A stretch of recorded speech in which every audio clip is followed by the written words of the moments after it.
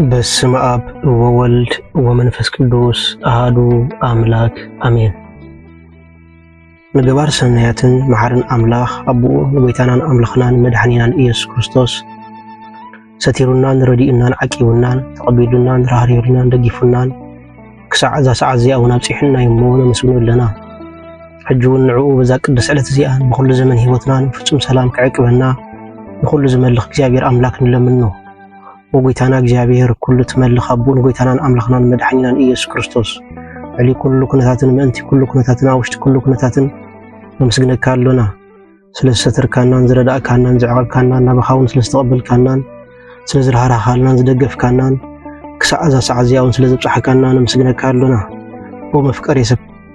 ወመፍቀሬ ሰብ ካብ ሰናያትካ ንሓትን ንልምና ኣለና። እዛ ቅድስቲ ዕለት እዚኣን ኣብ ኩሉ ዘመን ሂወትናን ንዓኻ ብምፍራሕ ፍጹም ሰላም ክንፍጽሞ ሃበና። ኩሉ ቅንዓት ኩሉ ፈተናን ኩሉ ግብሪ ሰይጣንን ምኽሪ ክፉኣት ሰባትን ሕቡኡን ጉህድን ዝኾነ ምልዓል ጸላእን ወጎይታይ ካባይ ኣርሕቕ። ካብ ኩሉ ህዝብኻ እውን ኣርሕቕ። ካብዚ ቅዱስ ቦታኻ እውን ኣርሕቕ።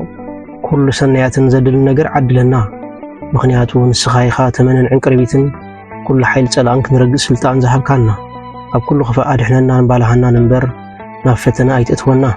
በቲ ሓደ ወድኻ ጎይታናን ኣምላኽናን መድኃኒናን ኢየሱስ ክርስቶስ ምእንቲ ፍቕሪ ሰብ ኢሉ ብዝገበሮ ጸጋን ምሕረትን ምሳኻ ማዕረም ዝኾነ ወሃቢ ሂወት መንፈስ ቅዱስን ክብርን ግርማን ውዳሴን ኣምልኾን ብሕብረት ምስኡ ናትካ እዩ ሎምን ኩሉ ሰዓን ንዘለዓለም ዓለም አሜን። ስለ ቃላቱ ስም እግዚአብሔር አምላክና በአና ብድኹማት ባረቱ ይኽበር ይመስገን።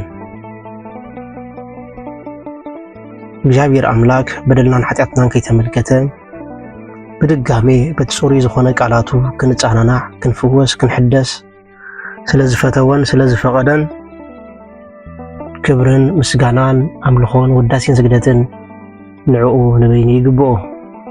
ንሱ ኣብ ተጸዋዓሉ ካብኡ ዘይትፍለ ቅድስተ ቅዱሳን ንጽህተ ንጹሃን ኣቆራሪተ መዓት ናይ ሓዲስ ኪዳን ኩርቤል ዝኾነት ኣዲና ቅድስት ድንግል ማርያም ነተኣማናዊ ዝኾነ መግቢ ሂወት ነተኣማናዊ ዝኾነ መስተ ሂወት ስለዝሃበትናን ዝወለደትልናን ወዳ ጎይታናን መድኃኒናን ኢየሱስ ክርስቶስ ብዘኽበራን ብዘፍቀራን መጠን ክብርን ምስጋናን ንዓይኹና። ኩሎም መላእክት ነቢያት ሐዋርያት ጻድቃን ሰማዕታት እግዚአብሔር አምላክ ብዝሃቦም ክብርን ማዕረግን ይኽበሩን ይመስገኑን። ዝኸበርኩም ህዝበ ክርስቲያን ከመይ ቀኒኹም ከመይ ኣለኹም? አሜን። ስምትሉልን ሕያውን ዝኾነ እግዚአብሔር አምላክ በአና ብድኹማት ባረቱ ይኽበር ይመስገን። ሎሚ ብዛዕባ ሓደ ሕቡእ ኃጢአት ክንዘራረብ ኢና። ንሱ ድማ ንኻልኦት ምፍራድ ብሓሳብ ክኸውን ይኽእል ብቃል ክኸውን ይኽእል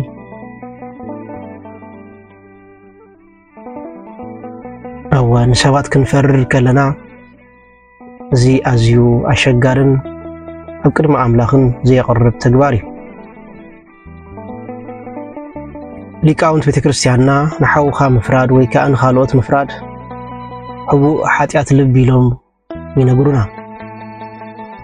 ፍቑራት ኣሕዋትን ኣሓትን ሓደ ካብቲ መንፈሳዊ ሂወትና ንድሕሪት ክመልስ ዝገብር ዘሎ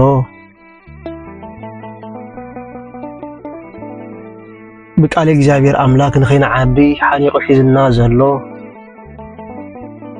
በዚ ሕቡእ ኃጢአት መብዛሕትና ዝተተሓዝና ኢና።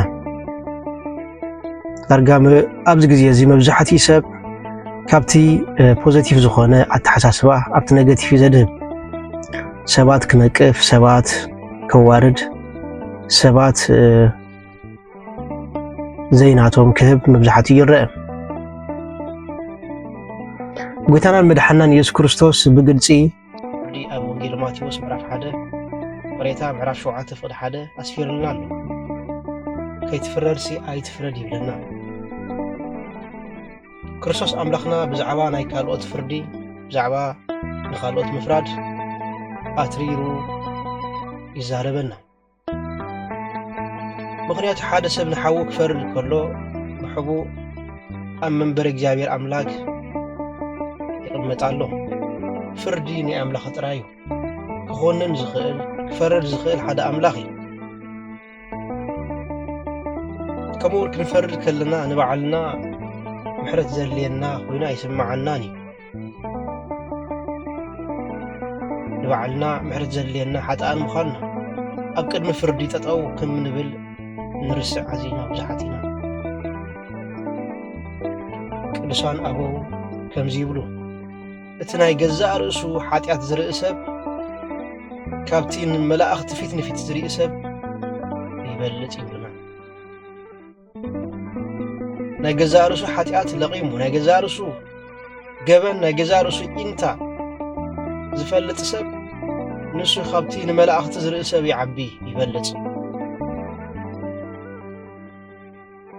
لومي ناي كالو تصبو نجر مرأي يكونن كبيد النازل له لومي ناي كالو سبات حماق نجر مرأي يكونن كبيد النازل له لومي كبيد النازل له ناي جزاء رسنا حاتيات مرأي كمتي أفنجانا بعيننا خنري أزين خيل كمون حاتياتنا كنري له أزين خيل درجة بتحنا لنا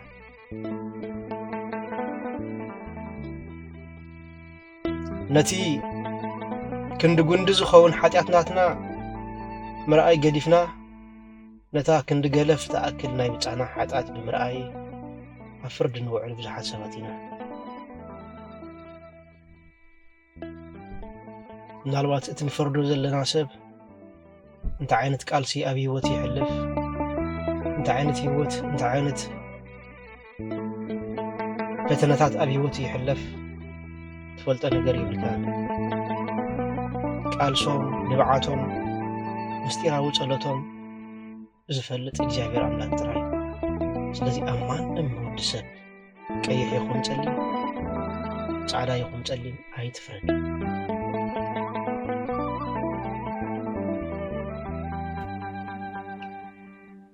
بزعبا ناي كالوت حاتيات أمنري إلو أوان أمنري إلو جزي نجزار سنا حاتيات بمقداف نحنا كم صاد كانت مسيلنا أب كالوت كنفررن كلنا إجابير أملاك أزيو يعزبنا ملأختي أزيو يعزونا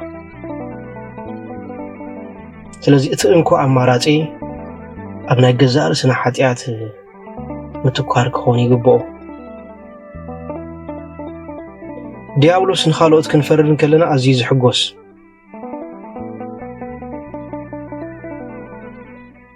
سلامنتاي ناي جزار ناي كالوت حاتيات كنرئن كلنا ناي جزار سنا حاتيات لنرسع اتناي ديابلوس كاند سرح دما كب هايمانوتكا خحدكا يكونن ناي ديابلوس كاند سرح ناي جزار سخ حاتيات مرأي قديفكا قبل على بصايكا كتفرد زقبرلكا ميلايو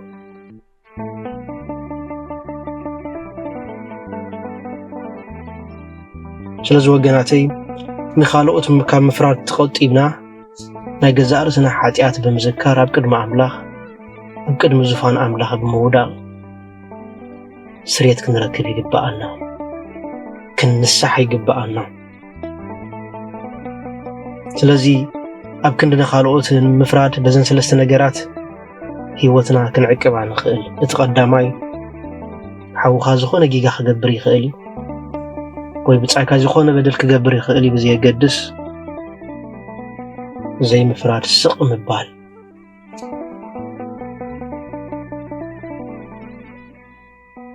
ብዛዕባ ሓቡኻ እውን ክፉእ ዘይምዝራብ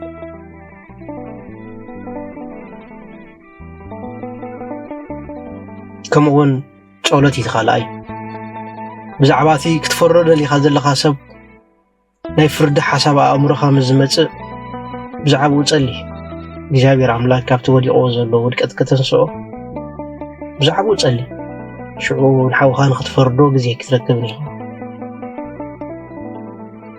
እቲ ሳልሳይ ድማ ትሕትና እዩ ትሕት በል ከምቲ ሐዋርያ ቅዱስ ጳውሎስ ኣነ ኣውራ ናይዞም ኃጢአተኛታት እየ ብምባል ነፍሱ ብትሕትና ዝገለጸ ከምኡውን ከምቲ أبونا لب أملاح قدس داوود أنا تبيان حاسخاني أنا حموخشتن حمدني بمبال تحت النازر أي نسخاهم تحت بل حمد مخان كذكر موات مخان كذكر أباسي مخان كذكر شو حوخا خم مفراد كتقلاقلي خم حادة سب أب حتيات انت ودغ أي تخوننو مأنتو تقلي مأنتو بخه دحنات تجمر ناي كالوقت ودكت مرأي قاريتنا لبنا كنفوس مسن الجمر ناي جزاء رسنا سحتتن ناي جزاء رسنا بدلن كنري مسن الجمري قدس بيت كريستيان كا أي تفرد مبال تمرنا كي تفرد أي تفرد الذي فردي كوقفنا نوجد تعبيد قبل بنا نوجد بكريستوس عنتنا محرد كهبنا نلمنه ممكن يعطوتنا حاو زي فرد كاب جابير أملاك محرد لزركب تحط لبي نجوح حساب شعري النوس وكف سب جابير أملاك يهبنا سلازنا برنا تمرتي جابير أملاك باريخ مقدسن سلازهبنا كبر المسجانان أملخون وداتين سجدتن نعون بيني جبا وسبحات لإجابير